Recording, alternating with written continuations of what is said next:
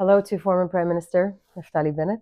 Last time we met, we talked about Iran. We talked about how the Islamic Republic of Iran is the real occupying force in the Middle East. It's the real imperialistic force in the Middle East. It's the real oppressive force in the Middle East. It's the head of the octopus of the terror in the entire Middle East. Yes, and now we're here, we're together. Yahya Sinwar is gone. Hassan Nasrallah is gone. Where are we now in terms of the Islamic Republic of Iran?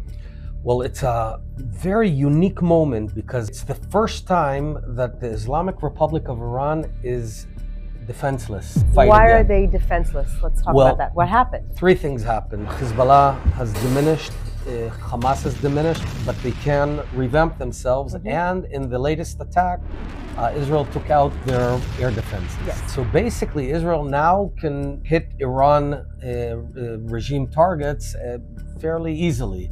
But it's not forever. It's for a short period of time. So what we need to do now is go in, take out the regime and the nuclear program. That's my opinion. Why do we want to take out the Islamic Republic of Iran, the regime? The reason is because most of the terror in the Middle East stems from there, from that regime. So it's like an octopus. You know, in a real life octopus, if you cut off one of its arms, it'll regrow. Yeah. If you cut its head, it won't. Yeah.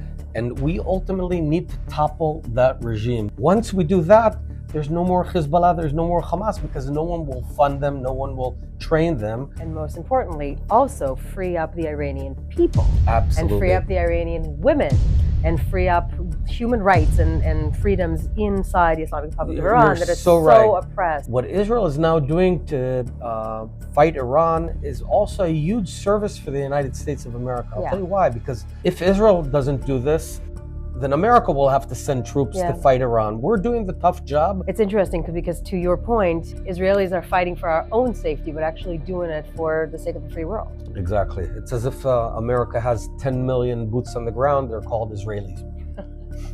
We still have 101 people that are held by Hamas. What can we do to bring back the hostages?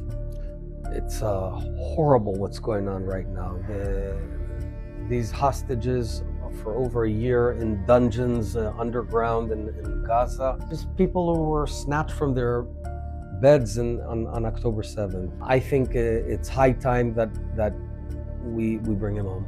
What do you think needs to be in terms of an agreement, a political agreement in the region to make sure that Israel's enemies never get to do this again? I think we should strive for an agreement, for example, in Lebanon, but our experience with agreements is very poor. They never meet their commitments. So it's up to us to ensure that Hezbollah does not replace itself on the border, does not reestablish itself there. No one's going to do it for us. We have to do it for ourselves. Yeah, which is what we're doing right now. I'm going to continue to do that.